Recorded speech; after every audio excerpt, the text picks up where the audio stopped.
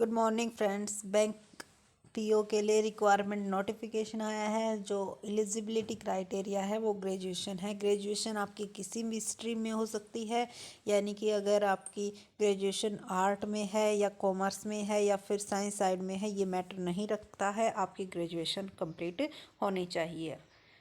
तो अगर आपकी ग्रेजुएशन है तो आप अप्लाई कर सकते हो। और पोस्टें भी बहुत ज़्यादा हैं, 4135 पोस्टें हैं, जिसमें से 60 यानी कि 1600 जो है जर्नल की है, बाकी अदर कैटेगरी की हैं।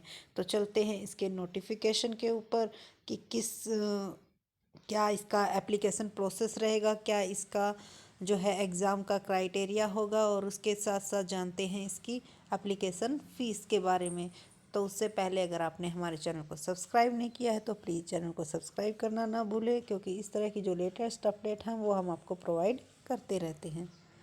तो चलते हैं इसके नोटिफिकेशन के ऊपर कि क्या कुछ डिटेल इन्फॉर्मेशन दी गई है। वैकेंसी देख लेते हैं कि किस बैंक में कितनी वैकेंसी है। तो देखो, ये 11 बैंक्स हैं जिन्होंने कंबाइन जो है वैकेंसीज आउट की हैं। तो यूनियन बैंक ऑफ इंडिया में 912 पोस्ट हैं, यूको बैंक में 440, पंजाब एंड सिंध बैंक में 427, पंजाब नेशनल बैंक में अभी नहीं है, इंडियन ओवरसीज़ बैंक में 98, सेंट्रल बैंक ऑफ इंडिया में 620, केनरा बैंक में केनरा बैंक में 650, बैंक ऑफ महाराष्ट्र में 650, बैंक ऑफ इंडिया में 400 और बैंक ऑफ बड़ौदा में 588। और जो ये NRA है, इसका मतलब नॉट रिपोर्टेड, यानी कि अभी इन्होंने रिपोर्ट नहीं की है कि कितनी वैकेंसीज अभी इनमें हैं। तो देखो, ये टोटल 4135 वैकेंसीज़ के लिए ऑलरेडी नोटिफिकेशन आ चुका है। बाकी एक दो बढ़ भी सकती हैं, क्योंकि अभी इन बैंकों का रिपोर्ट इंफॉर्मेशन नहीं है। तो अब चलते हैं कि क्या इसका प्रोसीजर है और क्या इसके एग्ज़ाम में पूछा गया। देखो, फुल इंफॉर्मेशन दी गई है इस नोटिफिकेशन में। साइट पर जाकर आप एक बार इसको डाउनलोड कर सकते हो अगर आपको ये एग्ज़ाम देना है, क्योंकि इसमें आपको पूरी डिटेल में इंफॉर्मेशन मिल जाएगी। तो देखो, जो एप्लीकेशन फ़ीस होगी वो जर्नल की 850 होगी, SC ST और अदर कैटेगरीज़ की 175 होगी।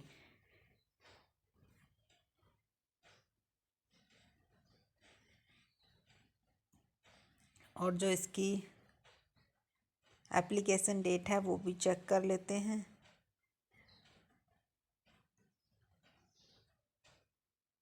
थर्टी 32 पेज का ये नोटिफिकेशन डाल रखा है इन्होंने, इसमें फुल इंफॉर्मेशन दी हुई है। तो ये देखिए, आपके दो एग्ज़ाम होंगे, एक प्री होगा एक मेन होगा। जो प्री एग्ज़ाम है उसमें English language, quantitative aptitude, reasoning ability 100 marks का होगा और 100 ही क्वेश्चन आएंगे।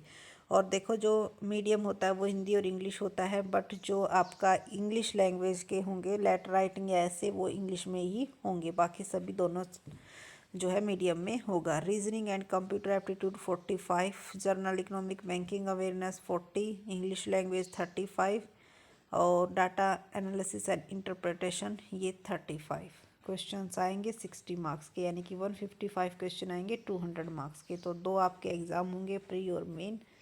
उसके बाद आपका इंटरव्यू कंडक्ट किया जाएगा और उसके बेस पर आपकी मेरिट लिस्ट तैयार की जाएगी। उसके बाद है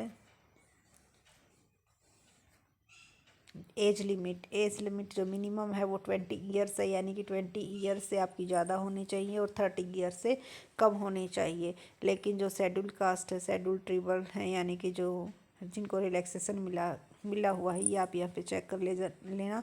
अकॉर्डिंग टू कैटेगरी 5, 3 और 10 ईयर्स का रिलैक्सेशन मिला हुआ है।